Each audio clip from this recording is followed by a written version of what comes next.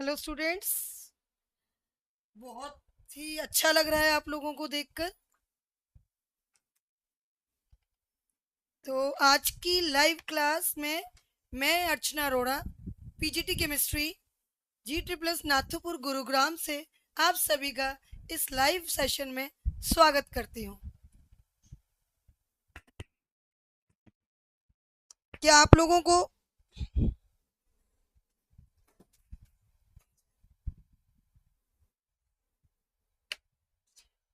क्या आप लोगों को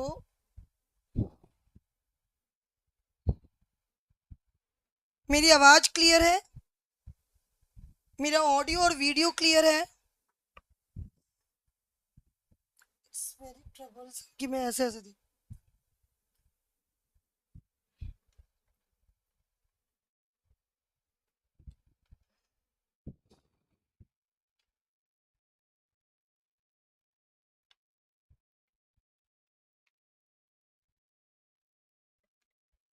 चलिए बच्चों स्टार्ट करते हैं। मैं देखना चाहूंगी कि कौन कौन से बच्चों ने ज्वाइन कर लिया है। प्रिया वर्मा मुझे दिखाई दे रही हैं, यश दलाल मुझे दिखाई दे रहे हैं, दीपांशु गोरा मुझे दिखाई दे रहे हैं, सतपाल परसी मुझे दिखाई दे रहे हैं, दीपक वर्मा, विक्रम जांगरा। वाह वाह वाह। एक बात और मैं चाहूंगी कि आप लोग अपनी क्लास अपने नाम के साथ अपनी जगह का नाम जरूर लिखिए कि आप कहाँ कहाँ से बच्चों ने ज्वाइन किया है। मैं देखना चाहूंगी कि बच्चे हरियाणा के किस किस कोने से हमारी अवंती की नीव टीम की और एससीईआरटी की इस कोशिश को साकार रूप दे रहे हैं और हम सभी टीचर्स का प्रोत्साहन बढ़ा रहे हैं। एंकरेजमेंट हमें तभी मिलती है जब आप लोग क्लासेस ज्वाइन करते हैं। अगर आप लोग क्लासेस ज्वाइन नहीं करेंगे, बच्चे का नहीं होंगे क्लास में, तो हमें भी वो एंकरेजमेंट नहीं मिलेगी और हम भी उतनी तैयारी के साथ आपके सामने नहीं आ पाएंगे। तो मैं चाहूँगी कि आप लोग प्लीज़ अपने नाम के साथ अपना एक इंट्रो छोटा सा जरूर लिखिए। जिस जब तक सारे बच्चे ज्वाइन करते हैं, मैं 2-4 मिनट का टाइम लूंगी। आप फटाफट ये बताइए कि आप कहाँ कहाँ से ज्वाइन कर रहे हैं। अच्छा, आना शुरू हो गया है हमारे पास। अभिनव है पटौदी भवानी से, वेरी गुड। भिवानी से बच्चे हैं, ठीक है। इसके बाद गोलपुरा भिवानी से बच्चे हैं, वेरी गुड। हसनपुर से बच्चे हैं हमारे पास। मरोली, अपनी डिस्ट्रिक्ट का नाम जरूर लिखिए बच्चों, क्योंकि गांव के नाम और स्कूल के नाम से हमें इतना नहीं क्लियर हो पाता। मुझे डिस्ट्रिक्ट का नाम जरूर दीजिए जिससे मुझे ये पता चले कि कहाँ कहाँ से आप लोग मुझे देख रहे हैं, मेरी क्लास अटेंड करना चाह रहे हैं। बच्चों की संख्या बढ़ती जा रही है, बहुत अच्छा लग रहा है बच्चों आप लोगों को देख के। और दिवाली की तैयारियों के बीच, दिवाली के पटाखों के बीच, दिवाली की मिठाइयों के बीच, दिवाली की सारी फुलझड़ियों के बीच और इतनी लाइटनिंग के बीच में आप लोग पढ़ने के लिए इतने उत्सुक हैं और क्लासेस अटेंड कर रहे हैं। अच्छा लग रहा है देख के, बहुत बहुत बढ़िया बच्चों। कनिका मातन से, भिवानी से बहुत बच्चे हैं, वेरी गुड। हमारे पास पुनीत है फरीदाबाद से, वेरी नाइस। पाली से, फरीदाबाद से आरती है एक, वेरी गुड। हर्ष है, नाइस नाइस नाइस। बेटे हरियाणा से तो हैं, हमें पता है। महेंद्रगढ़ से भी बच्चे हैं, वेरी नाइस। और सिरसा से भी बच्चे हैं हमारे पास, गुड गुड गुड। महेंद्रगढ़ से भी बच्चे हैं। तो बच्चों इसी बीच में मैं बताना चाहूंगी कि मैं कहाँ से हूँ। मैं हूँ हमारे मेट्रो सिटी दिल्ली एनसीआर के गुरुग्राम हरियाणा से। हरियाणा का एक बहुत ही सुंदर डिस्ट्रिक्ट है गुरुग्राम, एनसीआर में पड़ता है वो, दिल्ली के बहुत नज़दीक है। वहाँ से मैं अर्चना अरोड़ा हूँ और पीजीटी केमिस्ट्री की पोस्ट पर जी ट्रिपल्स नाथोपुर में मैं कार्यरत हूँ। जिस तरह से मैं आपको इंट्रोडक्शन दे रही हूँ, मेरा भी मन कर रहा है कि मैं आप सबका इंट्रोडक्शन लूँ। काश हम रूबरू हो पाते इस तरीके से, परंतु हम अपने चैट बॉक्स के माध्यम से आपको पूरी तरह से देख रहे हैं। Very nice very nice very nice. Islampur से, चलिए। तो आई थिंक बच्चों की संख्या काफ़ी हो चुकी है और हम अब बच्चों को स्टार्ट कर सकते हैं। 1 मिनट का और टाइम लूंगी। 6:04 हो चुके हैं, 6:05 पर हम अपनी क्लास स्टार्ट कर देते हैं।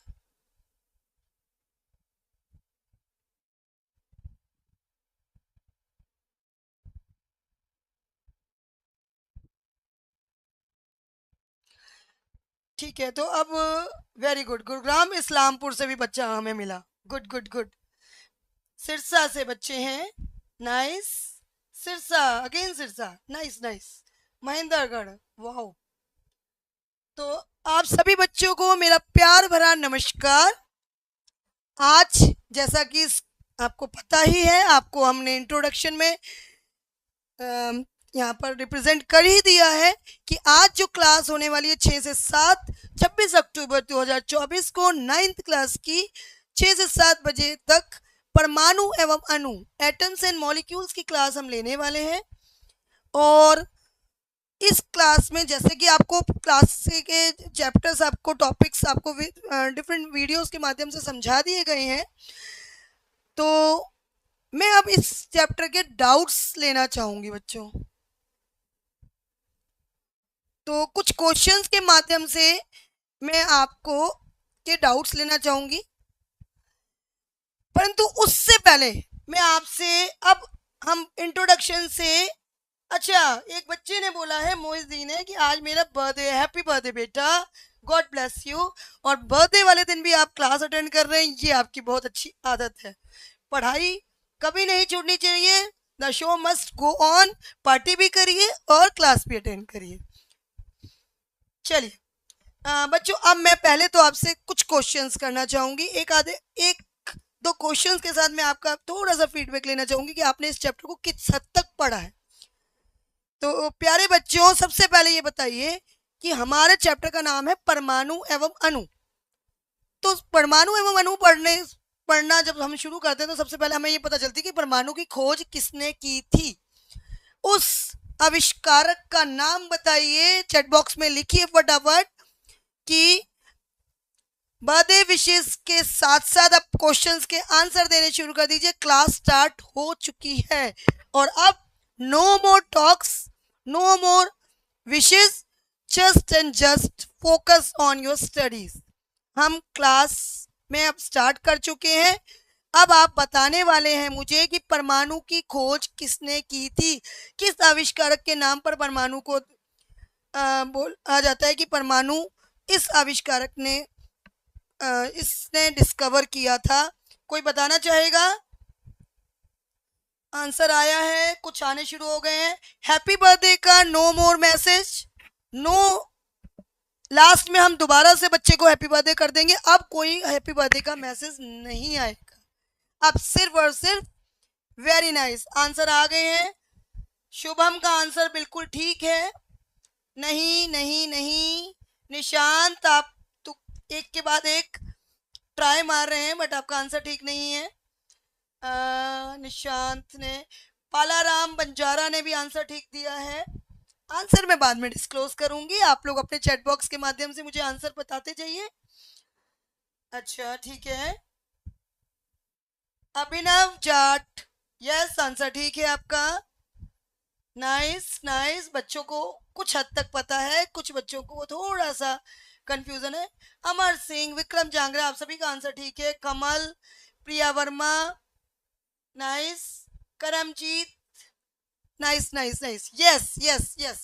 तो इसी आंसर के साथ मैं आपका आंसर लॉक कर देती हूँ। यस प्यारे बच्चों, परमाणु की खोज की थी जॉन डाल्टन ने। डाल्टन एक थे हमारे, जिन्होंने और जिनके नाम पर डाल्टन की परमाणविक थ्योरी भी बनी है, परमाणविक सिद्धांत भी बने। आपने 5-6 परमाणविक सिद्धांत पॉइंट्स के माध्यम से इस चैप्टर में पढ़े हैं। तो अगला क्वेश्चन मेरा है, धीरे धीरे बीच बीच में क्वेश्चन पूछेंगे, पहले हम क्वेश्चन पे आते हैं। पदार्थ की किस अवस्था में कणों की गतिज ऊर्जा सबसे कम होती है? तो प्यारे बच्चों, क्या आप बताना चाहेंगे इसका आंसर? परमाणु के हमारे कितने स्टेट्स ऑफ मैटर होती है, हमारे परमाणु की कितनी अवस्थाएं हमने पढ़ी हैं? पिछले चैप्टर्स के माध्यम से हमने परमाणु की कितनी अवस्थाएं पढ़ी हैं? कोई पहले चैट बॉक्स में ये बताइए मुझे। और काइनेटिक एनर्जी या गतिज ऊर्जा वह ऊर्जा होती है जिसके माध्यम से कोई भी चीज जब मोशन में होती है, गति में होती है, तो जो उसमें ऊर्जा उसमें ग्रसित होती है, the energy possessed by an object due to its motion, उसकी मोशन की वजह से, उसकी गति की वजह से जो उसमें ऊर्जा ग्रसित होती है उसको कहते हैं, पजेस्ड होती है, उसको कहते हैं हम गतिज ऊर्जा या काइनेटिक एनर्जी। तो जो सॉलिड के जो पार्टिकल्स होते हैं, जो ठोस के पार्टिकल्स होते हैं, वो काफी ज्यादा टाइटली पैक्ड होते हैं, बहुत ज्यादा कंजेस्टेड होते हैं, बहुत ज्यादा। वेरी नाइस आंसर्स आ रहे हैं कि 3 स्टेट्स ऑफ मैटर होती हैं, बट एक स्टेट ऑफ मैटर आपके स्क्रीन पर भी है, वो भी होती है। ठीक है, हम अब तक 3 स्टेट्स ऑफ मैटर या पदार्थ की अवस्थाएं पढ़ते आ रहे हैं। आप सबके आंसर ठीक है। अब हम इस क्वेश्चन की तरफ बढ़ते हैं बच्चों। Which state shows the least amount, सबसे कम गतिज ऊर्जा किसमें मानी जाएगी? प्यारे बच्चों, जो ठोस होता है उसके पार्टिकल्स जो हैं वो काफी ज्यादा टाइटली पैक्ड होते हैं। ठीक है, तो इसमें अब आप देखिए कि अगर आप किसी क्लास में बैठे हैं और बहुत सारे बच्चे बैठे हैं, कि क्लास में 50 बच्चे बैठे हैं और उस तो वो बहुत टाइटली पैक्ड होंगे, तो उनमें घूमने फिरने की टेंडेंसी कम होगी, सबसे कम घूम पाएंगे। और यहीं अगर मैं बात करूं कि गैस की बात करें, तो गैस के अगर लाइक एक रूम में, उसी रूम में अगर 5 बच्चे बैठे हैं तो वो कितनी दूर दूर बैठे होंगे, और जब दूर दूर बैठे होंगे तो उनमें घूमने फिरने की क्षमता उनमें ज्यादा होगी, उनके पास स्पेस ज्यादा होगा, उनको जगह ज्यादा मिलेगी घूमने फिरने के लिए, तो उनमें गतिज ऊर्जा भी ज्यादा होगी। जबकि सॉलिड की बात करें, जब इसकी बात करें हम, जहां पर पार्टिकल जो हैं वो बहुत टाइटली पैक्ड हैं, तो इसमें गतिज ऊर्जा की संभावना सबसे कम है। तो इसीलिए इसका आंसर जो है वो वेरी नाइस। हमारे बच्चे तो बहुत इंटेलिजेंट हैं। लगभग सभी का आंसर ठीक है प्यारे बच्चों, बिल्कुल सही आंसर के साथ। ठोस की जो सॉलिड्स होते हैं उनमें गतिज ऊर्जा सबसे कम होती है, और सबसे ज्यादा कहाँ होती है? बिल्कुल सही। गतिज ऊर्जा जो है वो गैस में सबसे ज्यादा होती है, फिर तरल में उससे कम होती है, और ठोस के पार्टिकल्स में सबसे कम होती है। तो इस तरह से इस क्वेश्चन को हम कर सकते हैं। अगला क्वेश्चन की तरफ हम बढ़ते हैं। निम्नलिखित में से कौन सा कारक मुख्य रूप से परमाणु का आकार निर्धारित करता है? Which of the following factors primarily determines the size of an atom? कौन से कारक की वजह से साइज जो है वो डिस्क्राइब होता है? प्यारे बच्चों, न्यूट्रॉन जो है,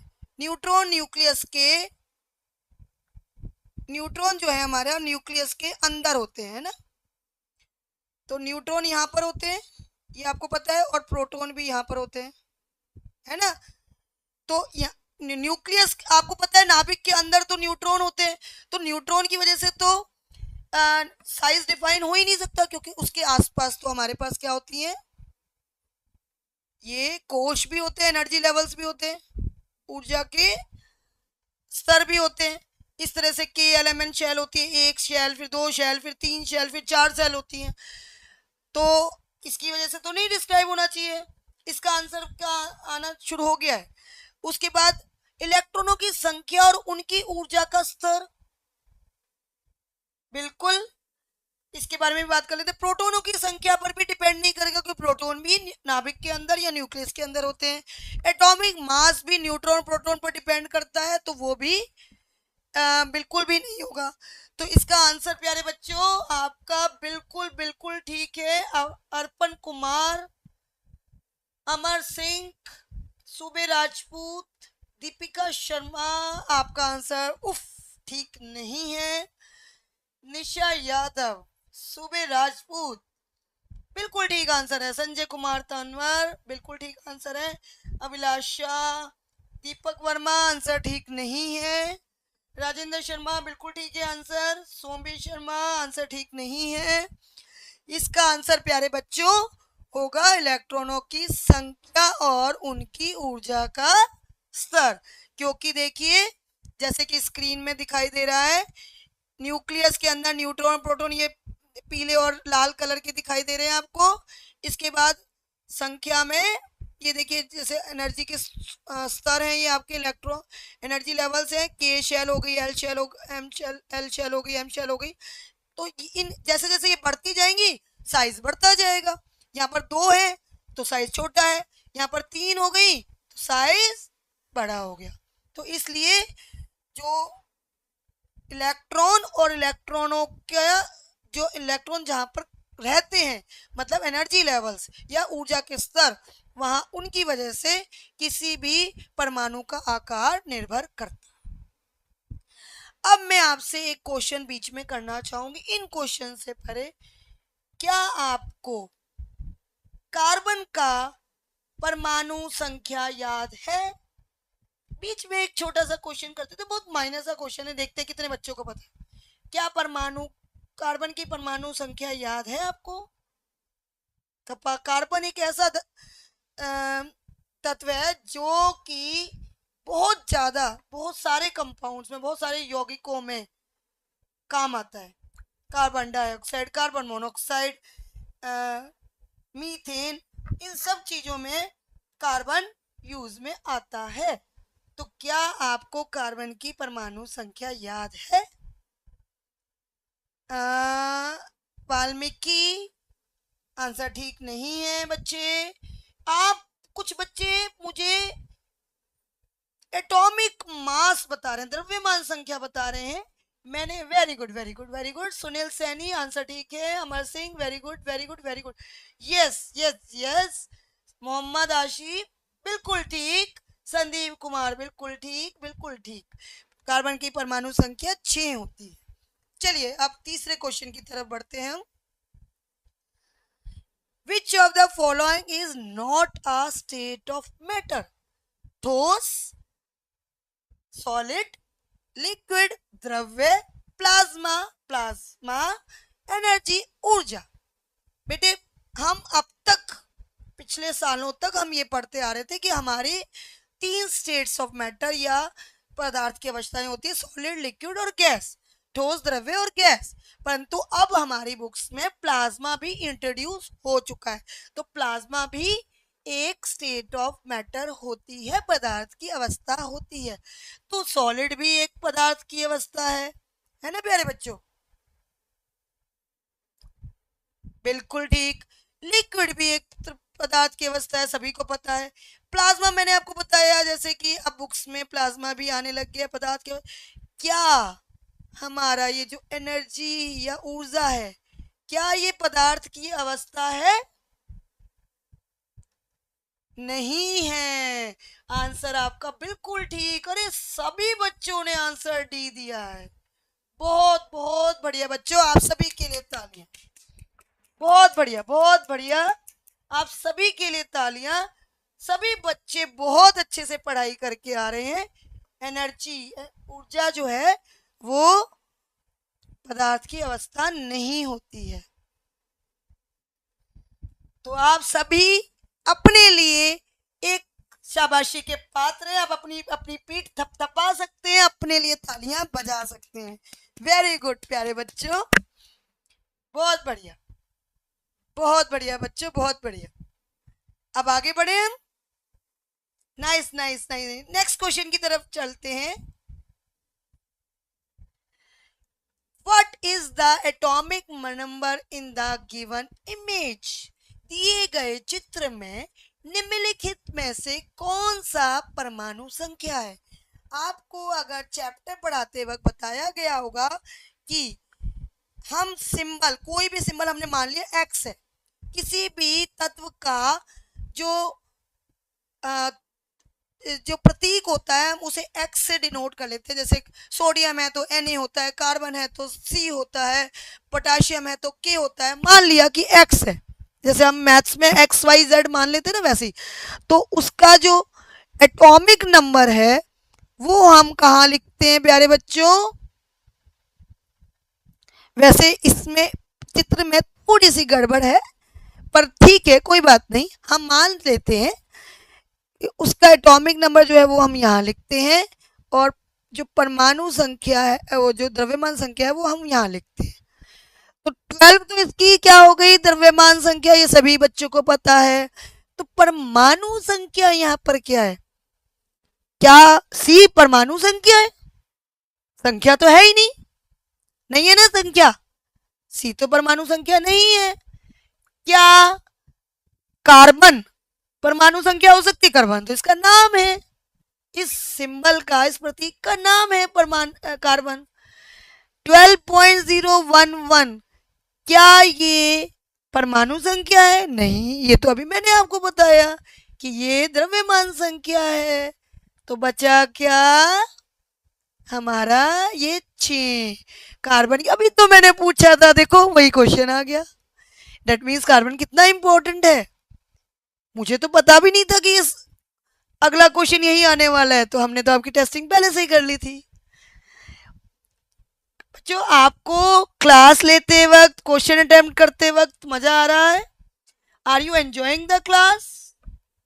वेरी नाइस। मुझे ऐसा लग रहा है कि हमारे सारे बच्चों ने ये चैप्टर बहुत अच्छे से तैयार कर लिया है। Everyone is giving response totally correctly and I am proud of you बच्चों। बहुत बहुत बहुत बढ़िया बच्चों, रियली प्राउड ऑफ यू। इतना अच्छा रिस्पॉन्स हमारे बच्चों का कि everyone is giving answer correctly. I think so 1 or 2 answers are incorrect, only 1 and 2. Every answer is correct in the chat box, and again a big applause for you. मेरी तालियों की आवाज भी आप तक पहुंच रही होगी जैसे मेरी आवाज आप तक पहुंच रही है। आप सभी बधाई के पात्र हैं बच्चों। नेक्स्ट क्वेश्चन की तरफ बढ़ते हैं। 6 is the correct answer, C is the correct answer। 100% 6 है बेटा Nishant Kumar, very nice. Next question की तरफ बढ़ते हैं। अब अगले क्वेश्चन की तरफ बढ़ते हैं। ध्यान दीजिए स्क्रीन पर, आपकी स्क्रीन, जैसे अमिताभ बच्चन बोलते हैं ना, ध्यान दीजिए अपनी स्क्रीन पर। अगला क्वेश्चन आपकी स्क्रीन पर प्यारे बच्चों। According to Dalton's atomic theory which of the following statements is true.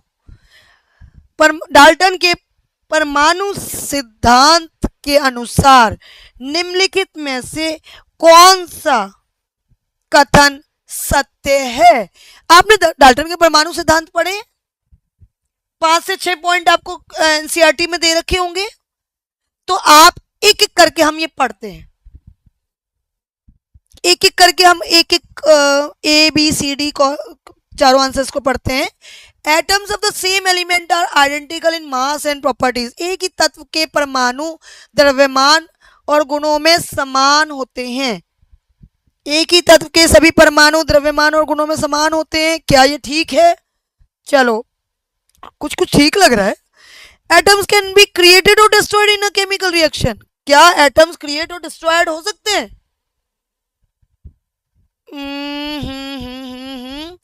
मुझे तो नहीं लगता, क्योंकि पहला पॉइंट ये कहता है कि atom can not be created और destroyed in a chemical reaction. रासायनिक प्रतिक्रिया में परमाणुओं को बनाया या नष्ट नहीं किया जा सकता। तो ये तो हो गया रॉन्ग, कंफर्म। याद आया आपको? ये पॉइंट है। विभिन्न तत्वों के परमाणु द्रव्यमान और गुणों में समान होते हैं। क्या ऐसा हो सकता है कि कार्बन और ऑक्सीजन के परमाणु का द्रव्यमान और गुण समान हो? नहीं ना प्यारे बच्चों। आई थिंक इतना तो सभी बच्चों को पता होगा कि अलग अलग, अगर अलग अलग परमाणु है तो अलग अलग उसकी द्रव्यमान संख्या और सब कुछ अलग अलग होगा। Atoms can be divided into smaller particles. Atoms can be divide, देखो डाल्टन की एटॉमिक थ्योरी के बाद कुछ थ्योरीज आई थी जिसके अनुसार तो हम कहते हैं कि atom can be divided into electron, proton and neutron. पर हमने यहाँ पर पहले क्वेश्चन में पूछा है कि डाल्टन की एटॉमिक थ्योरी के अनुसार, और डाल्टन ने कहा था कि atom can not B divided into smaller particles. तो डेट मीन्स हमारा आंसर कौन सा करेक्ट होगा? यस। तो देखिए चैट बॉक्स में क्या आंसर आ रहा है। A A A A A A A. Very good, very good.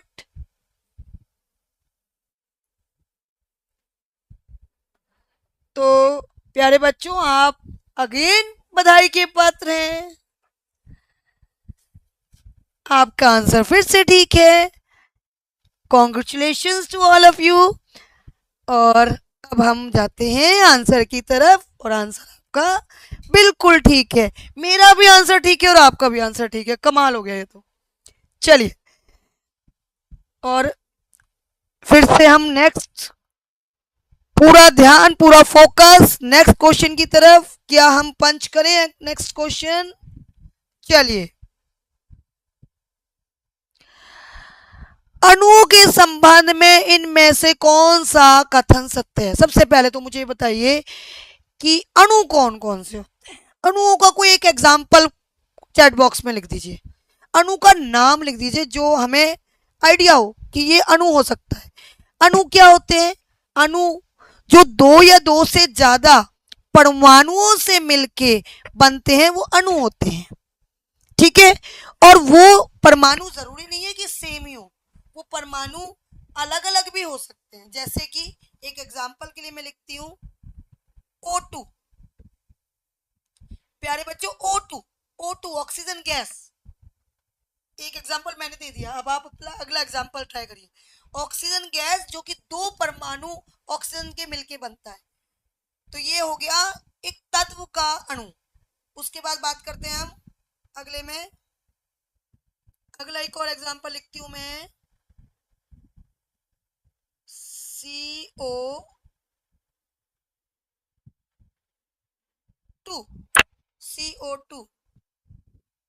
CO2 क्या ये अणु है?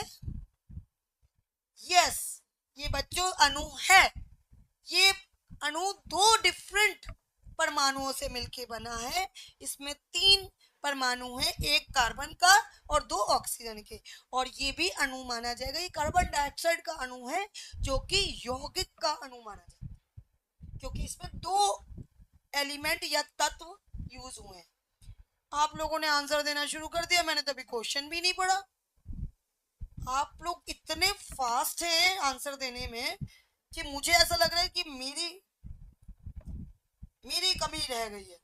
तो लेट्स सी, मैं थोड़ा सा फास्ट होती हूँ आपके साथ। ऑल मॉलिक्यूल्स आर कंपाउंड्स, क्या सभी अणु यौगिक होते हैं?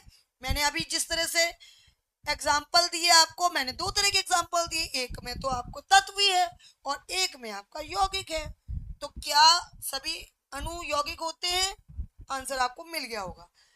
वे अणु सदैव विभिन्न प्रकार के परमाणुओं से मिलकर बने होते हैं, इसका भी आंसर आपको मिल गया, क्योंकि O2 तो अणु है, और अणु जो है, ये अणु जो है वो अलग अलग तरह के परमाणुओं से मिलकर नहीं बना है। एक अणु में केवल एक ही प्रकार का तत्व हो सकता है, ये भी आपका आंसर आपको मिल गया, क्योंकि CO2 एक ऐसा अणु है जिसमें 2 तरह के परमाणु यूज हो रहे हैं, 2 तरह के तत्व यूज हो रहे हैं। अणु केवल धातुओं से ही बन सकते हैं, अणु केवल धातुओं से ही बन सकते हैं, क्या ऐसा है? चलिए, इसमें से कौन सा कथन सत्य है? किस पर जाएंगे बच्चों, जल्दी से बताइए। आंसर थोड़ा सा बाहर जा रहे हैं, BC। चलिए चलिए चलिए, आपके सामने आंसर स्क्रीन पर। एक अणु में केवल एक ही प्रकार का तत्व हो सकता है।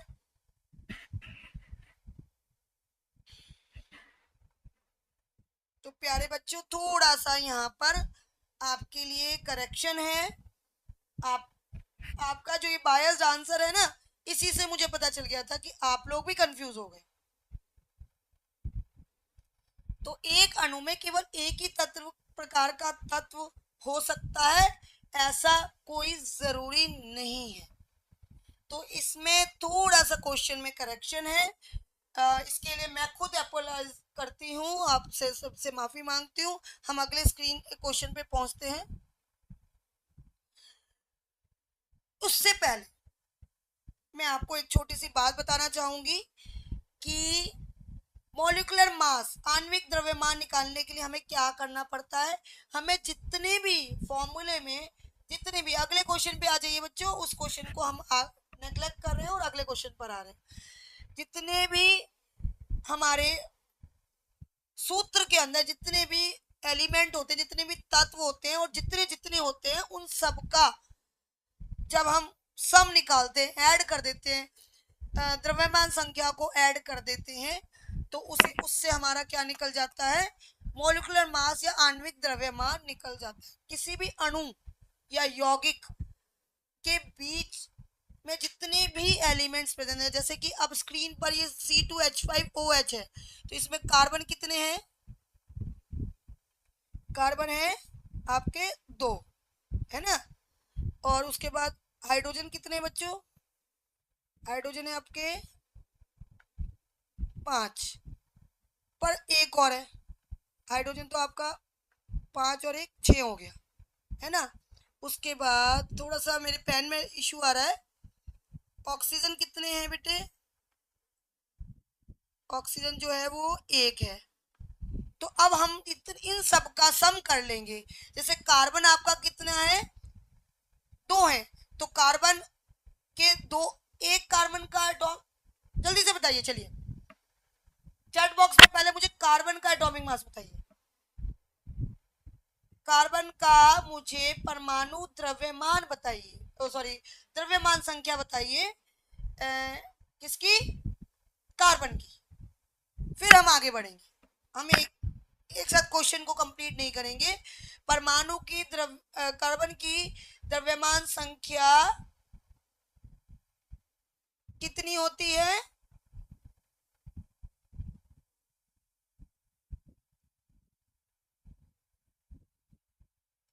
परमाणु की द्रव्यमान संख्या 12 होती है बच्चों। और जब 2 कार्बन अटैच हो जाएंगे तो कितने हो जाएंगे? 12 इंटू 2 24। 24 के बाद हाइड्रोजन की 1 लेते हैं हम, वैसे 1.00 समथिंग होता है, पर 1 लेते हैं तो 6 हाइड्रोजन है इसमें पूरे C2H5OH में। इस पूरे के पूरे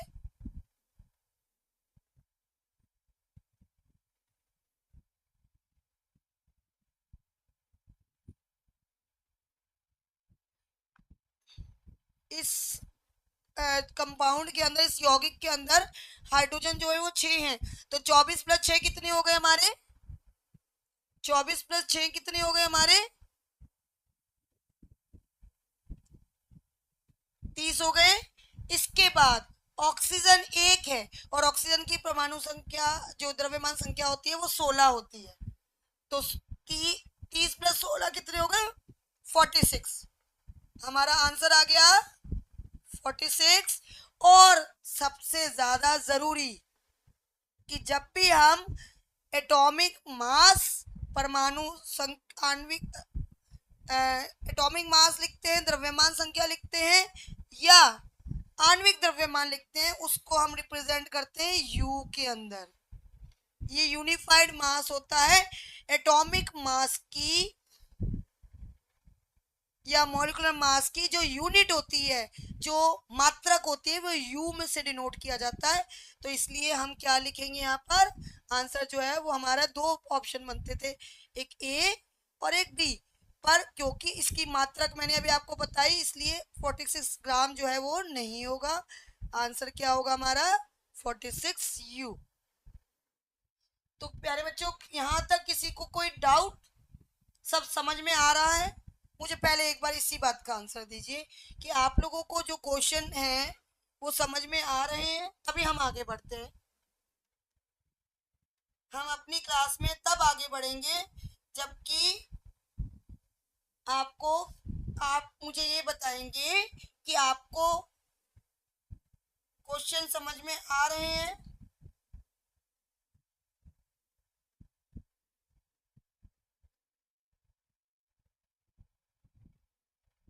अच्छा, कागड़ा फैमिली मैम समझ नहीं आया। प्यारे बच्चे,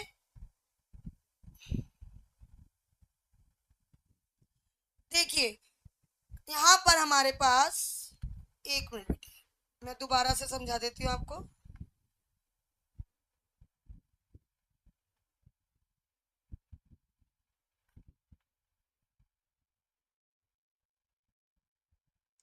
इरेज नहीं हो रहा था।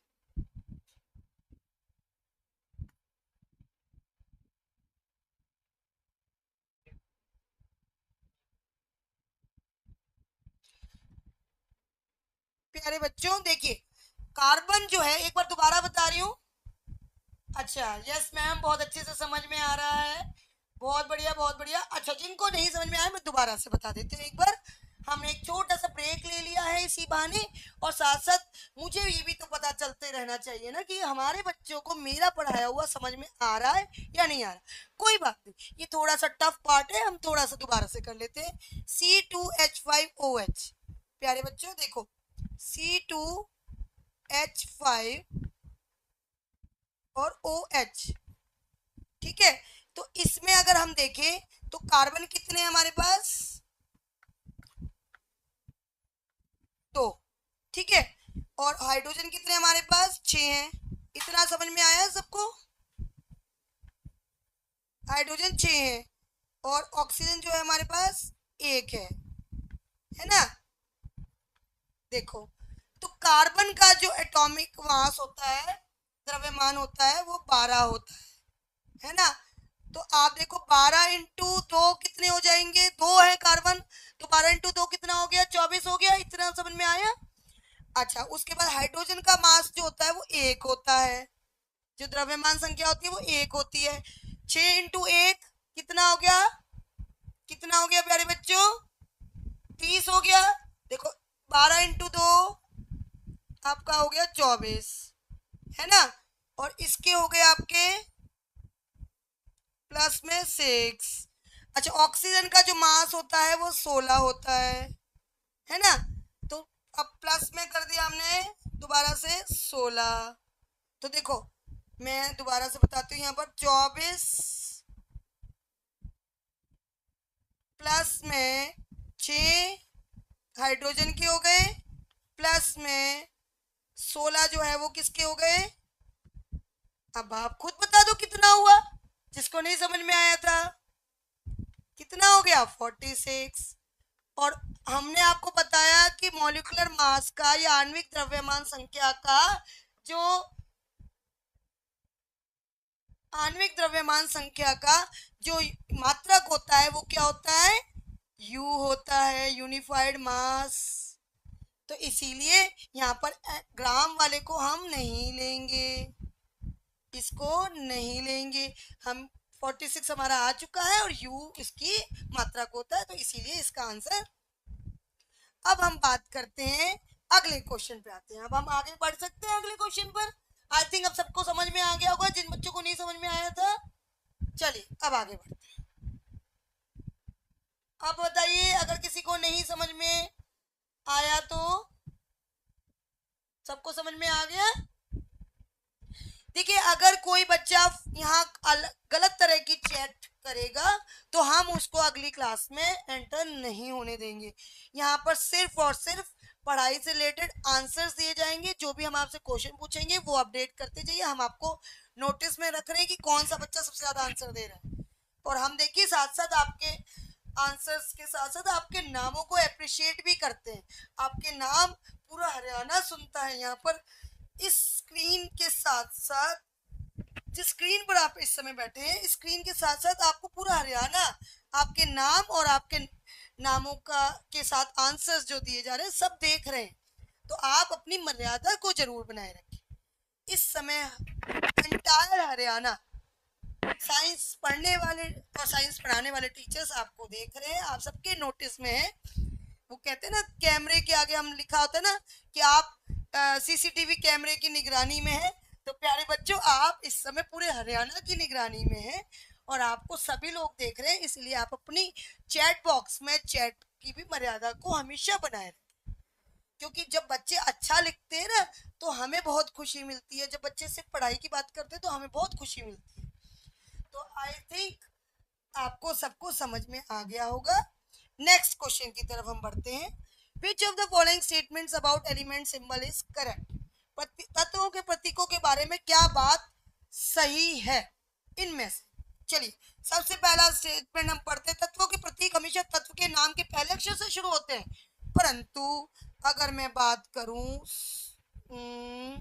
सोडियम की, सोडियम का, चलिए इसके साथ साथ आप मुझे ये बताइए सोडियम का सिंबल क्या होता है।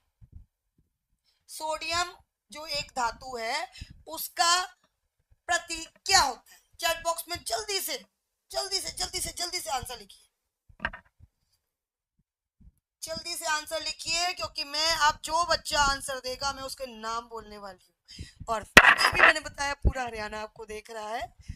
तो जल्दी से जल्दी जल्दी से जल्दी आंसर दीजिए ना, मुझे क्वेश्चन का आंसर नहीं दीजिए, मुझे सोडियम धातु का सिंबल का आंसर दीजिए।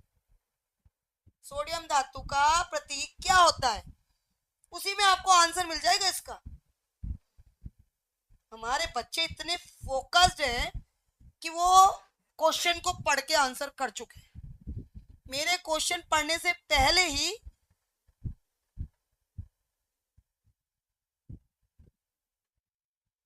वो आंसर कर चुके हैं। और एने एने एने एने एने वेरी नाइस। तो प्यारे बच्चों, अब आपको पहले ए जो है ऑप्शन, उसका आंसर मिल गया कि सोडियम जो है इटसेल्फ, देखो आप, सोडियम जो है वो दो सिंबल से, दो से बना है, दो लेटर से मिलके बना है, एक एन और एक छोटा ए। एन जो पहला लेटर है वो हमेशा कैपिटल होता है और जो दूसरा लेटर होता है वो स्मॉल होता है।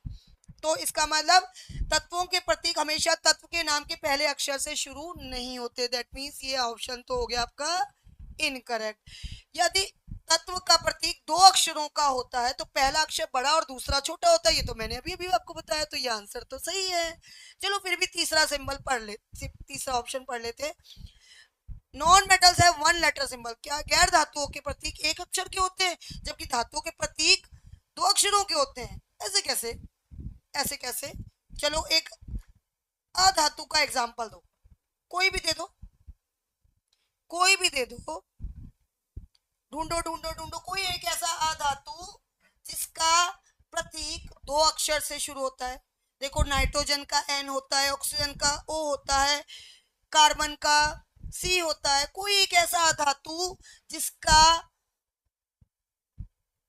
प्रतीक जो है वो एक नहीं दो अक्षरों से होता है। जल्दी से बताएंगे, जल्दी से जल्दी से जल्दी से इसका आंसर देते हैं। बड़ा अच्छा क्वेश्चन निकला, देखते हैं इसका आंसर कौन देता है। बताइए बताइए जल्दी से बताइए। Chlorine, chlorine Cl, Cl। देखिए ये एक अधातु है और इसमें दो लेटर हैं C और L, तो वो एक धातु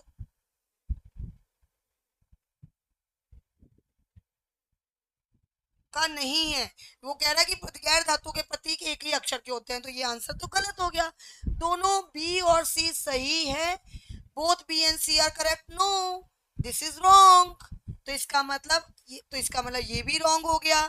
तो हमारा आंसर यहाँ पर क्या बना? बी। क्या आप सभी ने बी आंसर? अरे वाह, helium, very good very good very good. Magnesium नहीं बेटे, मैग्नीशियम एक धातु है, सोडियम भी एक धातु है। Chlorine, good good good, very good very good very good. हमारे बच्चे जो पूरे हरियाणा से हमारे इस क्लास को अटेंड कर रहे हैं, सभी सभी सभी सभी सभी अपने आंसर्स के लिए फिर से बधाई के पात्र हैं। Very nice very nice very nice. चलिए आगे बढ़ते हैं इसके आंसर के साथ, बिल्कुल सही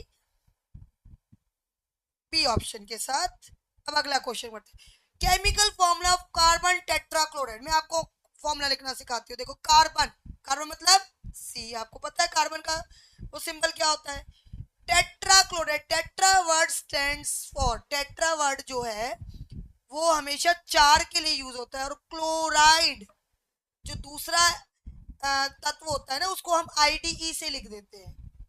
तो टेट्राक्लोराइड, इसका मतलब इतना तो हमें पता चल गया कि यहाँ पर क्लोरीन यूज हो रहा है, और टेट्रा मतलब इसके चार हैं, तो फॉर्मूला क्या बना? CCl4। तो अब देखें हम, ये रॉन्ग है, ये भी रॉन्ग है, ये भी रॉन्ग है, और इसका आंसर क्या है? ये डी इज द ऑप्शन। क्या आपको ये पता था? आप अब आगे से ध्यान रखेंगे। ट्राई वर्ड स्टैंड्स फॉर तीन। जब भी ट्राई वर्ड लिखा आएगा तो आप तीन को ध्यान में रखेंगे। डाई, डाई या बाई लिखा तो वहां पर दो होगा, मोनो लिखा है तो वो एक होगा। तो ध्यान रखेंगे मोनो 1, डाई और बाई 2, ट्राई 3, और जब 4 की बात आएगी तो टेट्रा वर्ड यूज होगा। तो कार्बन टेट्राक्लोराइड मीन CCl4। तो इसका ऑप्शन प्यारे बच्चों क्या होगा? डी होगा। आई होप सो आपको सारे क्वेश्चन समझ में आ रहे होंगे। अरे देखो आपके सामने स्क्रीन पर इसका स्ट्रक्चर भी है। तो बच्चों डी ऑप्शन के साथ हम इसको लॉक कर देते हैं। और जिसको नहीं पता था, क्योंकि ये क्वेश्चन थोड़ा सा आपके लेवल के ऊपर है, अगर आपको नहीं पता था तो आप नहीं बेटे रमेश कुमार, इसका आंसर डी है, बी नहीं होगा। अगर 3 दिखे तो वो ट्राई होता है। मैंने आपको हर चीज बता दी। इस क्वेश्चन को अगर आप ट्विस्ट करना चाहें या इसका आंसर निकालना चाहें तो आप इस तरीके से देख सकते हैं। मोनो 1, बाई डाई 2, अगर ऐसी लैंग्वेज यूज होती है। ट्राई यूज होता है तो 3, ट्राइंगल 3 को, ट्राइंगल जो जिसके 3 कोण होते हैं ट्राइंगल होते हैं, ट्राई 3। और अगर जब भी 4 की बात आए तो टेट्रा वर्ड यूज होता है। तो आगे बढ़ सकते हैं। आई थिंक इस बात को आप समझ चुके होंगे। अगली बार कोई इस तरह का क्वेश्चन आएगा तो आप बड़ी आसानी से कर पाएंगे। अब हम बात करते हैं क्विक लाइन, बुझे हुआ चूना। ये एक जीके का भी क्वेश्चन है, जनरल साइंस का भी क्वेश्चन है। हम इस क्वेश्चन पे आ चुके हैं। देखिए पहले ऑप्शन जो है इसका नाम होता है कैल्शियम क्लोराइड। मैं आपको साथ साथ नाम बता रही हूँ। कैल्शियम क्लोराइड, क्या नाम है बेटा इसका? Calcium chloride. याद रखेंगे आप, CaCl2 मीन्स कैल्शियम क्लोराइड।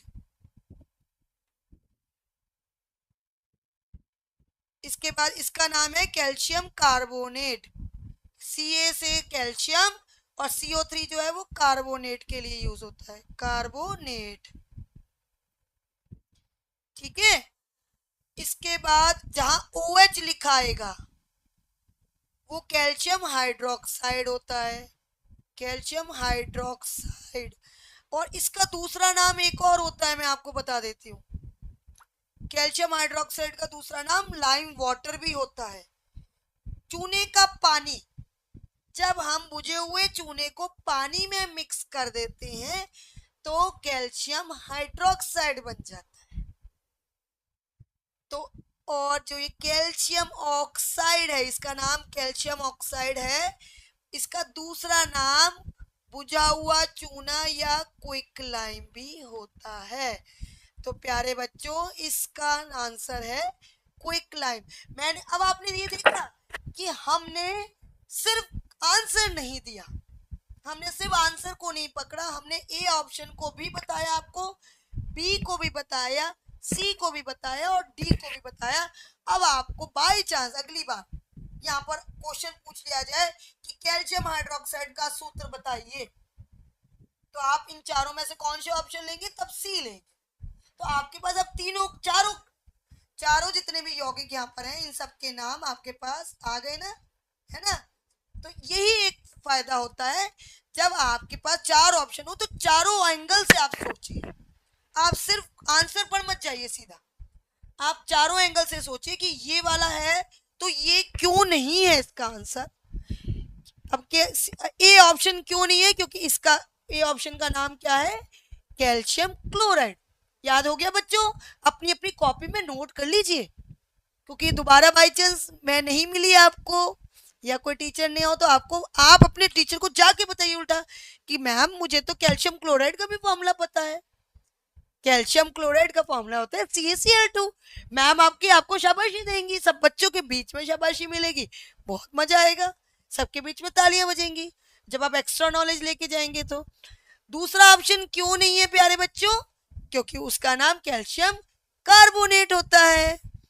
ठीक है, दूसरे ऑप्शन का नाम क्या होता है? Calcium carbonate. सबने ये नाम नोट कर लिए?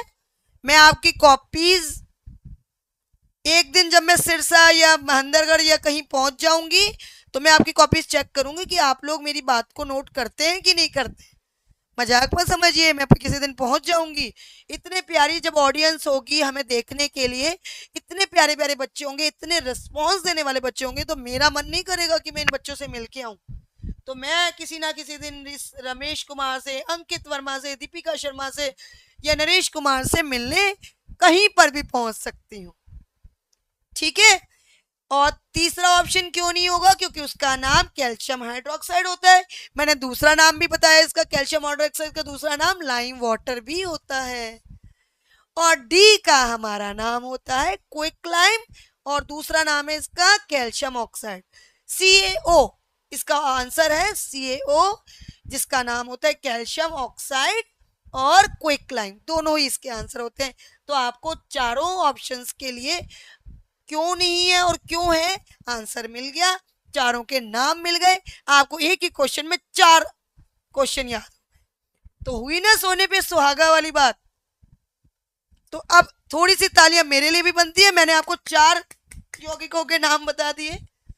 कोई बात नहीं, मेरे लिए नहीं पर अपने लिए तालियां बजाते रहिए और पढ़ाई करते रहिए। देखो इसकी फोटो भी हमने दी आपको। तो बुझा हुआ चूना इस तरह का दिखाई देता है। आगे से कभी आपके सामने आए तो आप पहचान लेंगे ना कि बुझा हुआ चूना कैसा है। चलिए अब आगे बढ़ते हैं हम। हो, थोड़ा सा क्वेश्चन ट्रिकी। हमने इस चैप्टर में कुछ नियम पढ़े हैं। हमने निश्चित अनुपात के नियम, परमाणु के निश्चित अनुपात के नियम, हमने law of conservation of mass, द्रव्यमान का संरक्षण का नियम भी पढ़ा है। तो कुछ तरह के नियम पढ़े, उनके तहत एक क्वेश्चन आया है हमारे स्क्रीन पर। वाह वाह, हमारे बच्चे मुझे भी तालियां बजा के थैंक यू प्यारे बच्चों, थैंक यू। आप हमें इंकरेज करते हैं इस तरह का वो देख के, शुक्रिया। बहुत बहुत प्यारी ऑडियंस है, बहुत प्यारे बच्चे हैं, रिस्पॉन्स हर तरह से देते हैं। हाँ बेटा, मैं जरूर आऊंगी आपसे मिलने, जरूर जरूर आऊंगी। इतने प्यारे बच्चों से कितने दिन हम दूर रह पाएंगे। नहीं तो इसी स्क्रीन पर इसी 6 से 7 या 7 से 8 के ऑप्शन में हम आपसे मिलने कभी ना कभी आते रहे। चलिए अब अगले क्वेश्चन पे जाते हैं हम।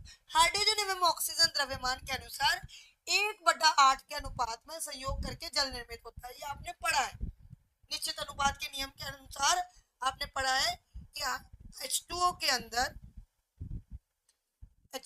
अंदर वाटर है ना, वाटर के अंदर अगर हम द्रव्यमान का अनुपात का नियम निकाल के, निश्चित अनुपात के नियम के अनुसार निकालते हैं तो 1/8 होता है ना। तो 3 ग्राम अगर 1 ग्राम हाइड्रोजन लेते हैं तो 8 ग्राम ऑक्सीजन काम करती है। इससे ये पता चल रहा है हमें कि 1 ग्राम हाइड्रोजन के साथ 8 ग्राम ऑक्सीजन की जरूरत होती है जल निर्माण करने के लिए।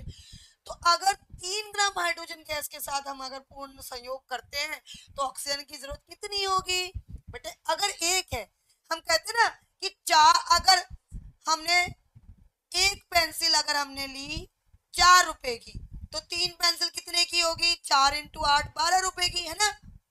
हम बचपन से करते आ रहे इस तरह के क्वेश्चन कि एक पेंसिल 4 रुपए की, तो 3 पेंसिल कितने की हो गई? 12 रुपए की। 4 × 3 12। इसी तरह से हमने यहाँ पर किया कि अगर 1 ग्राम हाइड्रोजन के साथ 8 ग्राम ऑक्सीजन की जरूरत पड़ती है जल निर्माण के लिए, तो 3 ग्राम हाइड्रोजन के साथ कितने की जरूरत पड़ेगी? 3 × 8 24। क्या 24 ऑप्शन है? अरे वाह, 24 ग्राम जो है वो ऑप्शन है। तो देखते हैं कितने बच्चों ने बी ऑप्शन या 24 दिया है आंसर। वाह वाह वाह, मेरे यहाँ तक पहुंचने से पहले ही B B B B B Ramesh Kumar, Neha Prajapati, Jat, Mohit ji, Sunita Saini, very good, Sunil Saini sorry, Naresh Kumar. नहीं नरेश कुमार, बाय बाय नहीं करनी है, ये तो तालियां बजनी है, ये बाय नहीं हो रही है। Neha Prajapati, Mukesh Kumar, very good very good very good, everyone is giving right answer. I am very happy very happy. एक भी बच्चे ने, कागड़ा फैमिली, नेहा प्रजापति, एक भी बच्चे ने आंसर इनकरेक्ट नहीं दिया है। इस बात पर तो आप सभी के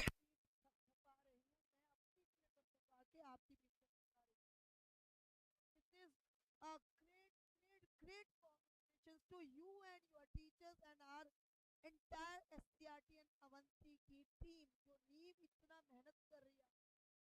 देखिए आप लोग किस लेवल पे पहुंच चुके हैं कि आपका आंसर सारा, इतना मुश्किल क्वेश्चन भी आपने कितनी आसानी से, और एक भी बच्चे ने आंसर रॉन्ग नहीं किया।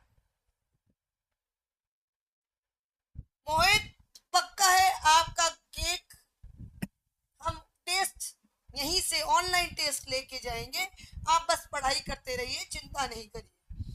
तो प्यारे बच्चों, इस क्वेश्चन के आंसर के साथ हम अगले क्वेश्चन पे पहुंचते हैं। देखिए, प्रत्येक 1 ग्राम हाइड्रोजन के लिए 8 ग्राम ऑक्सीजन की आवश्यकता होती है, इसलिए 3 ग्राम हाइड्रोजन के लिए 3 × 8 24 ग्राम हाइड्रोजन ऑक्सीजन की आवश्यकता होगी। प्यारे प्यारे बच्चों, आप सभी का आंसर बहुत अच्छे से ठीक था, इसीलिए आप सबको आवाज नहीं आ रही, क्या ऐसा है क्या बच्चों? सभी को आवाज आ रही है? कोई दिक्कत तो नहीं किसी को? अगले क्वेश्चन की तरफ बढ़ते हैं। अगर किसी को आवाज में कोई प्रॉब्लम है तो आंसर दे दीजिए प्लीज, क्योंकि ऐसा ना हो मैं पढ़ाती जाऊं और आपको आवाज ही ना पहुंचे। अब असर्शन रीजनिंग के क्वेश्चंस, अभिकथन और कारण के क्वेश्चन जो आजकल पेपर में जरूर पूछे जाते हैं और उसमें बच्चे थोड़ा सा डिफिकल्टी महसूस करते हैं, ध्यान से समझेंगे। आपकी स्क्रीन पर एक क्वेश्चन है, सोडियम ऑक्साइड का सूत्र NaO है। क्या सोडियम ऑक्साइड का सूत्र NaO है? प्यारे बच्चों, जिस तरीके से आपको सूत्र बनाना सिखाया गया है, आपको पता होगा कि सोडियम की वैलेंसी, पहले तो मैं ये बताऊंगी आपको, सोडियम की वैलेंसी जो है संयोजकता 1 होती है ना, और सोडियम की जो संयोजकता होती है वो 1 होती है, ऑक्सीजन की संयोजकता जो है वो 2 होती है। और जब हम सूत्र बनाते हैं तो हम क्या करते हैं, इसको क्रिस क्रॉस कर देते हैं, ऐसे ही करते हैं ना बच्चे। तो सूत्र क्या बनता है, Na2O, है ना प्यारे बच्चों? सूत्र क्या बनता है, Na2O, जबकि इसमें सूत्र क्या बताया गया है, NaO। तो इसका मतलब अभिकथन गलत है, ये चीज तो हमने यही पकड़ ली, ठीक है। सोडियम और ऑक्सीजन 2:1, सॉरी 2 और 1 के अनुपात में संयोजित होते हैं, ये बिल्कुल ठीक है, क्योंकि देखो Na2O, सोडियम के 2 हैं परमाणु और ऑक्सीजन का 1 है जब हमने सूत्र बनाया तो जो कारण है वो ठीक है और अभिकथन जो है वो रॉन्ग है। चलो ऑप्शन में देख लेते हैं कि कौन सा ऑप्शन ठीक बनता है। ए और आर दोनों सत्य हैं और आर और ए का सही स्पष्टीकरण है, तो ये तो बेटे रॉन्ग हो गई बात। ए और आर दोनों सत्य है लेकिन आर ए का सही स्पष्टीकरण नहीं है, ये भी रॉन्ग होगी क्योंकि ए कथन सत्य नहीं है। ए सत्य है लेकिन आर गलत है, ये भी रॉन्ग होगी बात। ए गलत है लेकिन आर सच है, ये बात बिल्कुल सही है। हमने आपको सूत्र बनाना सिखाया और बिल्कुल सही। अरे वाह, आप लोग तो इस तरह के क्वेश्चन में भी परफेक्ट हैं, कमाल कमाल, इतने प्यारे बच्चे, आप लोगों को इतना भी पता है। आवाज कट रही है, क्या ऐसा है इस बच्चों? अच्छा, अब देखिए बच्चों, आवाज सही आ रही है, क्लियर है? पहले सबसे पहले मुझे आवाज का बताइए, आवाज क्लियर है? छोटी 10 मिनट की क्लास रह गई है बस। आंसर डी है, डी है, बिल्कुल ठीक है, डी है आंसर। आवाज बिल्कुल क्लियर है, एक बार आवाज का जरूर बताइए। आंसर इज ठीक, बिल्कुल ठीक, बिल्कुल ठीक, सभी बच्चों का आंसर बिल्कुल ठीक है। आवाज कट रही है, एक बार चेक कर लेते हैं बेटा।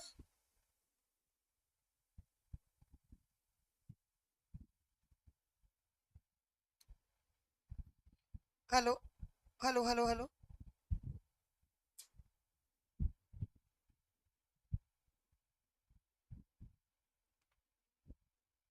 अब देखिए जरा, आवाज क्लियर आ रही है बेटा?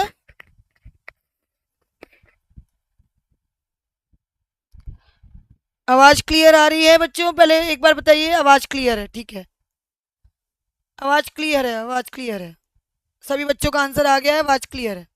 चलिए नेक्स्ट क्वेश्चन की तरफ बढ़ते हैं। आई थिंक सबको समझ में आ रहे होंगे क्वेश्चन, सबको मेरी आवाज वॉइस तो एकदम सही है, ठीक है। आपको सभी को मेरे को पढ़ाने का तरीका समझ में आ रहा है, आपको सारे क्वेश्चंस के आंसर समझ में आ रहे हैं, जो मैं आपको आंसर समझा रही हूँ वो समझ में आ रहे हैं। ठीक है बच्चों, आगे बढ़े। क्या हम आगे बढ़ सकते हैं? सबको अच्छा लग रहा है पढ़ना? ये चैप्टर इंटरेस्टिंग लग रहा है? ठीक है बच्चों, आवाज क्लियर है, हम आगे बढ़ते हैं। सही कथन पहचाने। इस तरह के क्वेश्चंस जब आप करना सीख जाते हैं ना बच्चों, तो आपको आधी से ज्यादा प्रॉब्लम सॉल्व हो जाएगी। सही कथन पहचाने। स्क्रीन पर अगला क्वेश्चन। एक ही तत्व के परमाणु द्रव्यमान और आकार में हमेशा समान होते हैं। एक ही तत्व के परमाणु द्रव्यमान और आकार में हमेशा समान होते हैं। हाँ, ये बात तो ठीक है, होनी चाहिए ना ठीक। चलो, NH3 में एक अणु में दो परमाणु होते हैं। एक अणु में दो परमाणु होते हैं, नहीं, यहाँ पर तो बच्चों एक नाइट्रोजन का है और 3 हाइड्रोजन के हैं, तो इसका मतलब 4 परमाणु है इसमें, है ना। तो ये बात तो ठीक नहीं लग रही मुझे, है ना। इसमें तो 4 परमाणु हैं। एक यौगिक में केवल एक प्रकार के परमाणु होते हैं, नहीं, CO2 है देखो, या NH3 है, इसमें 2 तरह के परमाणु है। तो ये बात तो बिल्कुल ठीक नहीं है, ये भी रॉन्ग हो गया, ये भी रॉन्ग हो गया। सूत्र कार्बन डाइऑक्साइड, सूत्र CO2 कार्बन मोनोऑक्साइड का प्रतिनिधित्व करता है। अभी कुछ देर पहले मैंने आपको बताया था, मोनो स्टैंड्स फॉर एक। मोनो वर्ड जब भी आएगा वो एक के लिए आएगा। तो मोनोऑक्साइड का, कार्बन मोनोऑक्साइड का फॉर्मूला तो CO होता है। CO2 तो कार्बन डाइऑक्साइड का फॉर्मूला होता है। तो ये ऑप्शन भी रॉन्ग हो गया। तो इसका आंसर कौन सा होना चाहिए बच्चों? जल्दी से जल्दी से जल्दी से जल्दी से बताएंगे इसका आंसर कौन सा होना चाहिए। इस क्वेश्चन को बच्चे समझ नहीं पा रहे हैं, एक बार दोबारा से पढ़िए। जो आंसर बी दे रहे हैं, सी दे रहे हैं, डी दे रहे हैं, इस क्वेश्चन को ध्यान से पढ़िए। एक ही तत्व के जितने भी परमाणु होते हैं, जैसे ऑक्सीजन है, तो ऑक्सीजन के अंदर देखिए, ऑक्सीजन है, मान लिया ऑक्सीजन एक परमाणु है, तो इसमें जितने भी इसके एटम्स होंगे वो सारे एक ही जैसे होंगे, उनका द्रव्यमान भी सेम होगा, 16 16 16, साइज भी एक जैसा होगा। तो ये ऑप्शन बिल्कुल ठीक है। ठीक है बच्चों, आप एक बार बाकी सारे ऑप्शन पढ़िए, मैंने सबका आंसर आपको दिया है। अमोनिया के अंदर एक अणु में 4 परमाणु है, एक नाइट्रोजन का परमाणु है, 3 हाइड्रोजन के परमाणु है। तो ये ऑप्शन रॉन्ग हो गया, दोबारा से समझा रही हूँ, ठीक है। एक यौगिक में केवल एक ही प्रकार के परमाणु होते हैं, नहीं, देखिए ऊपर अमोनिया NH3, नीचे CO2, इनमें 2 तरह के परमाणु है, तो ये तो यौगिक है। इसका मतलब एक यौगिक में 2 तरह के परमाणु हो सकते हैं, 3 तरह के भी हो सकते हैं। तो ये भी ऑप्शन रॉन्ग हो गया। CO2 जो है वो कार्बन डाइऑक्साइड होता है, कार्बन मोनोऑक्साइड का सूत्र तो CO होता है, तो इसलिए ये भी रॉन्ग हो गया। इसलिए आंसर कौन सा रहेगा? करेक्ट, ए वाला। ठीक है, तो A answer is correct. I think सबको समझ में आ गया होगा। आगे बढ़ सकती हूँ मैं। Calculate the molecular mass of ammonium sulphate. इतना बड़ा आप कर पाएंगे? करें इसको, calculate the ammonia molecular mass of ammonium sulphate. चले करते हैं। इसमें क्या क्या है सबसे पहले मैं आपको बता देती हूँ। इसमें नाइट्रोजन है, कितने हैं नाइट्रोजन? पहले हम NH4 का निकाल लेते हैं, ठीक है। नाइट्रोजन का होता है 17, है ना, सॉरी 14। नाइट्रोजन का जो द्रव्यमान संख्या होती है वो 14 होती है। हाइड्रोजन की कितनी हो गई? 4 हो गई। तो NH4 4 प्लस NH4 की कितनी हो गई? 14 प्लस 4 18, है ना। 18 के साथ में लिखा है ब्रैकेट में 2, तो 18 इंटू 2, 18 का ब्रैकेट का करने का मतलब हुआ 18 इंटू 2, इसका मतलब कितने हो गए? 36। ये तो हो गया हमारा NH4 होल ट्वाइस का। अब उसके बाद हम निकालते हैं SO4 की, है ना। SO4 की हो गई। सल्फर का जो द्रव्यमान संख्या होती है वो 32 होती है, और ऑक्सीजन की होती है 16। 16 इंटू 4 64, 32 प्लस 64 कितने हो गए? बताओ बताओ बताओ, ये तो बहुत लंबी कैलकुलेशन हो गई। 32 प्लस 64 आपके हो गए 6, 9 और 3 6, 96।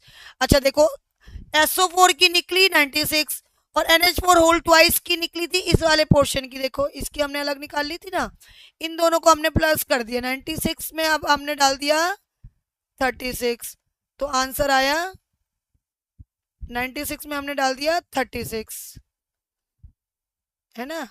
तो आंसर कितना आ गया बच्चों, ये आपका आंसर आ गया 132। किस किसने निकाला ये आंसर? अरे वाह, सुनील सैनी, नरेश कुमार, इतनी जल्दी, मेरे से भी पहले, Neha Prajapati, Abhilasha, oh my God, Sunil Saini, Neha Prajapati, Deepika Sharma, सबके 132। ओ माय गॉड, मुझे तो ऐसा लग रहा है मैं आप लोगों के पीछे हूँ। आप तो बहुत फास्ट हैं, आप लोग तो बहुत फास्ट हैं, आप लोग तो इतनी जल्दी कैलकुलेट कर लेते हैं। तो मॉलिक्यूलर मास जो है इसका कितना आया, 132। आपके सामने स्क्रीन पर इसका वो है, आप स्क्रीनशॉट भी ले सकते हैं और आप नोट भी कर सकते हैं। प्यारे बच्चों, नाइट्रोजन का जो द्रव्यमान संख्या होती है वो 14U होती है, हाइड्रोजन की 1U होती है, सल्फर की 32U होती है जैसे मैंने आपको बताया, और ऑक्सीजन की 16U होती है। तो अब जब हमने NH4 ट्वाइस का निकाला तो नाइट्रोजन का लिखा, फिर प्लस में किया आपने हाइड्रोजन का, और हाइड्रोजन के कितने हैं, 4 हैं, तो वो लिख दिए मल्टीप्लाई करके। उसके बाद वो पूरे का, इस पूरे ब्रैकेट के बाहर 2 है ना, तो इसलिए इस पूरे को मल्टीप्लाई करेंगे हम, 2 से गुणा करेंगे। उसके बाद प्लस करेंगे सल्फर का, और उसके बाद ऑक्सीजन के 4 हैं तो ऑक्सीजन के द्रव्यमान संख्या के साथ 4 को गुणा कर देंगे। 14 प्लस 4 इंटू में 2 प्लस 32 प्लस में 64, जैसे कि मैंने पिछली स्क्रीन पे सिखा दिया आपको। तो इस तरह से कैलकुलेट करने पर आपका कितना आ गया, 132 ग्राम। होप सो सभी बच्चों को समझ में आ गया होगा। बस अब एक आधा क्वेश्चन और रह गया होगा, तो आप बस बस बस बस बस 5 मिनट और, अगर एक बच्चा कोई थक गया है, सिर्फ 5 मिनट और लूंगी। आई डोंट थिंक सो कि बच्चों को मजा नहीं आ रहा होगा, इतने इंटरेस्टिंग क्वेश्चन और इतनी प्यारी प्यारी कैलकुलेशन, और सबसे बड़ी बात आप लोग ज्यादा फास्ट हैं, आप लोग तो इतनी जल्दी कैलकुलेट कर रहे हैं, मुझे बहुत मजा आ रहा है क्लास लेने में, मेरा तो मन नहीं कर रहा आपको छोड़ के जाने का। तो मैं अब आपके सामने अगला क्वेश्चन लेती हूँ। परमाणु परमाणुकता, एटॉमिसिटी, परमाणुकता से रिलेटेड क्वेश्चन। किसी भी कंपाउंड के अंदर कितने परमाणु एग्जिस्ट करते हैं, कितने परमाणु हैं, उसको कहते हैं परमाणुकता। तो हम एक बारी बारी से फटाफट करवा देती हूँ ये क्वेश्चन, बारी बारी से मैं एक एक फॉर्मूले को लिखती जाऊंगी। हाइड्रोजन सल्फाइड, हाइड्रोजन सल्फाइड का फॉर्मूला होता है बेटे H2S। तो इसमें 2 हाइड्रोजन के परमाणु होगा और एक हो गया सल्फर का, तो इसकी परमाणुकता कितनी हो गई, 3। ठीक है, हाइड्रोजन सल्फाइड नोट कर लीजिए, ऐसे ऐसे फॉर्मूले नोट कर लीजिए क्योंकि आपको काम आएंगे। अगला हो गया कार्बन टेट्राक्लोराइड, कार्बन टेट्राक्लोराइड तो हम पढ़ चुके हैं, जल्दी जल्दी बताइए कार्बन टेट्राक्लोराइड का फॉर्मूला क्या होता है, CCl4, एक कार्बन का परमाणु और 4 क्लोरीन के, तो परमाणुकता कितनी हो गई इसकी, 5। Very nice. आवाज क्लियर नहीं है, आवाज क्लियर नहीं, किस किस को आवाज क्लियर नहीं है?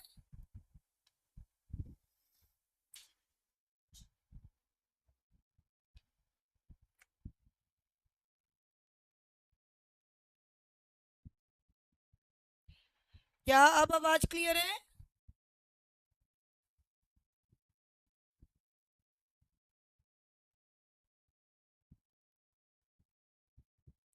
अब आवाज क्लियर है? चलिए आगे बढ़ते हैं, अगर आवाज क्लियर है तो वॉइस क्लियर करो। अब बताइए आवाज क्लियर है?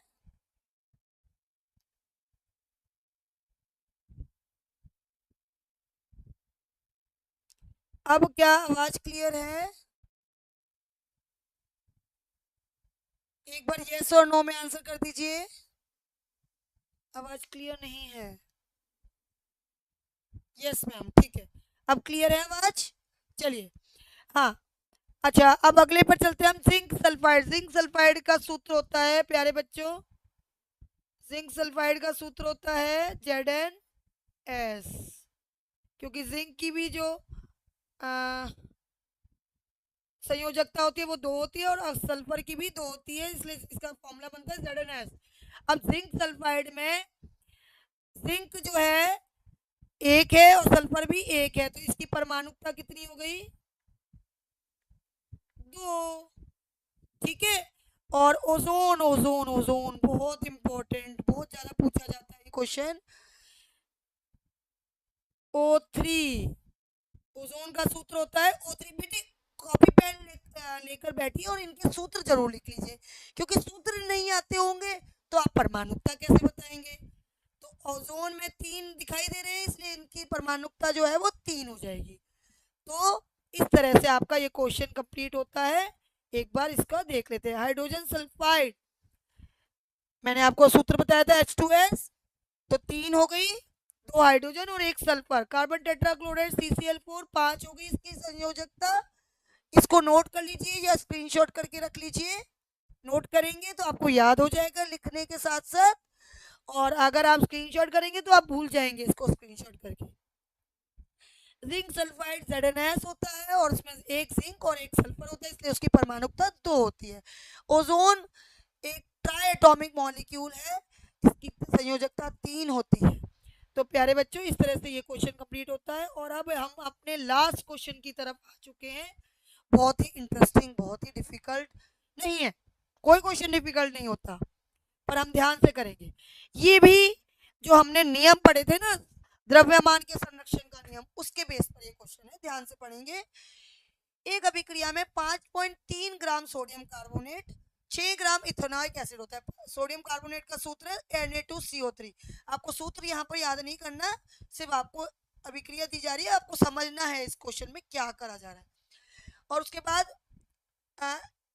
एथेनॉइक एसिड का सूत्र होता है CH3COH। देखो इस स्क्रीन में दे रखा है, ये देखो यहाँ पर दे रखी है ना अभिक्रिया, जो कि एक एसिड के साथ प्रतिक्रिया करके 2.2 ग्राम कार्बन डाइऑक्साइड बनाता है और 0.9 ग्राम पानी बनाता है और 8.2 ग्राम सोडियम इथेनॉइड बनाता है। सोडियम इथेनॉइड का सूत्र होता है CH3COONA।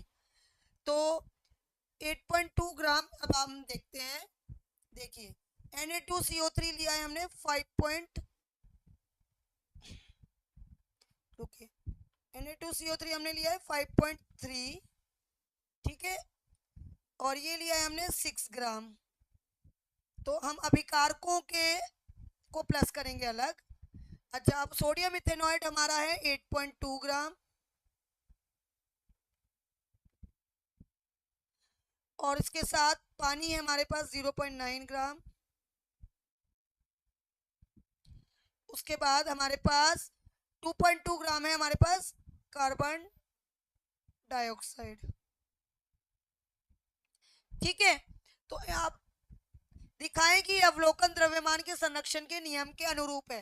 देखिए द्रव्यमान के संरक्षण का नियम कहता है कि जितने अभिकारक, जितना द्रव्यमान अभिकारकों का होगा, जो चीजें रिएक्ट कर रही हैं, जो चीजें प्रतिक्रिया कर रही हैं या अभिक्रिया कर रही हैं, उनका टोटल मास जो होगा, जो टोटल द्रव्यमान होगा, वो जितना होगा उतना ही उत्पाद जो कि राइट साइड पर, एरो के राइट साइड पर बन रहे हैं, उनका उत्पाद जो है वो, उनका द्रव्यमान, टोटल द्रव्यमान जो है, कुल द्रव्यमान जो है वो सेम होना चाहिए। तो प्यारे बच्चों हम क्या करेंगे, अभिकारकों का द्रव्यमान को ऐड कर लेंगे, जो कि आएगा आपका 11.3, है ना, और उसके बाद उत्पाद के भी द्रव्यमान को ऐड कर लेंगे। और देखो 8.2 प्लस 2.2 कितना हो जाएगा 10.4, 10.4 और 0.9 कितना हो जाएगा 11.3। तो इसका मतलब जो LHS है वो किसके बराबर आ गया, RHS के बराबर आ गया। मतलब अभिकारकों का जो अभिकारकों का जो द्रव्यमान है वो उत्पाद, कुल द्रव्यमान अभिकारक का कुल द्रव्यमान उत्पाद के बराबर है। तो इसका मतलब जो है ये द्रव्यमान के संरक्षण के नियम को शो करता है। तो यहाँ पर आपको इस तरीके से क्वेश्चन को करके देना है। दिए गए क्वेश्चन के अनुसार सोडियम कार्बोनेट जो है वो 5.3 ग्राम है, इथेनॉइक एसिड जो है वो 6 ग्राम है, कुल अभिकारक का द्रव्यमान जो है वो कितना हो गया 5.3.6 प्लस 6 11.3 ग्राम। और उत्पाद जो है वो टोटल जब हमने किए कुल उत्पादों का द्रव्यमान जो है वो 11.3 ग्राम के बराबर आ गया। और दोनों ही बराबर है तो इसका मतलब दोनों एक दूसरे को पुष्टि करते हैं। चूंकि अभिकारकों और उत्पादों का कुल द्रव्यमान समान है इसलिए ये द्रव्यमान के संरक्षण के नियम को दर्शाता है। तो प्यारे बच्चों मुझे ऐसा लगता है कि आपको जो है वो ये सारे क्वेश्चन जितने भी हमने डिस्कस किए समझ में आ गए होंगे और बहुत अच्छे से आपको क्लियर हो गए होंगे। आई थिंक सो कि आपको आज की क्लास में बहुत मजा आया होगा। कैसी लगी है आपको क्लास में आपके चैट बॉक्स के माध्यम से जरूर जरूर देखना चाहूंगी कि आप लोगों को क्या ये क्लास में जो पढ़ाया गया वो समझ में आया और आप लोगों को मेरी क्लास में अच्छा एंटरटेनिंग लगा। आप लोग क्या बंधे रहे हैं, क्या आप लोगों को जो पढ़ाया गया वो समझ में आया? बिल्कुल बेटा टाइम ओवर है। बस आप एक बार मुझे ये अपना बता दीजिए कि आपको कैसे अच्छा लग रहा, कैसा लगा क्लास में आज पढ़ के और आपको सब कुछ समझ में आया या नहीं आया। उसके साथ ही हम क्लास को ओवर करेंगे और साथ साथ एक बार मोहित के लिए जिसने पूरी क्लास में वेट किया, पूरी क्लास अटेंड की, आंसर्स भी दिए, उसको एक बार मेरी तरफ से, हरियाणा की अवंती टीम की तरफ से, एससीईआरटी की टीम की तरफ से और पूरे हरियाणा की तरफ से हैप्पी बर्थडे टू यू। जन्मदिन मुबारक हो बच्चे और बहुत बहुत खूब पढ़ो, खूब जियो और गॉड ब्लेस यू। भगवान आप पर आपकी कृपा अपनी कृपा बनाए रखे। Very very very happy birthday to you और आई होप सो आप लोगों को क्लास एंजॉयबल लगी होगी और मज़ा आया होगा। इसी के साथ मैं आपसे आज की क्लास के लिए विदा लेती हूँ और अगली क्लास में जब भी हमें मौका मिलेगा मैं आप इतनी अच्छी ऑडियंस से मिलने ज़रूर ज़रूर आऊँगी। Thank you, have a nice day and have a very very happy birthday to Mohit. Okay bye bye बच्चों, गुड नाइट, शुभ रात्रि।